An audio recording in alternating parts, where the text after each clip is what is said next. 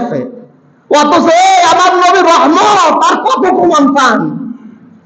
এই নবীকে নিয়ে, এই আমার আল্লাহর পয়গাম্বারকে নিয়ে, আমার আল্লাহর বন্ধুকে নিয়ে যেই সমস্ত ব্যক্তি আমার নবীকে কটূক্তি করবে, আমার নবীকে উপহাস করবে, আমার নবীকে ধিক্কার জানাবে, অবশ্যই অবশ্যই তাদের জন্য দুঃখ ঘোষণা করা ফরজ। আজকে ইন্ডিয়াতে এক হনুমানের বাচ্চা আমার নবীকে নিয়ে আঙ্গুল তুলে তাকায়। মুম্বাইয়ের খবর আপনারা জানেন না? আমার নবীকে নিয়ে কটূক্তি করে ইন্ডিয়ার সব মুসলমান এক হয়ে গেছে।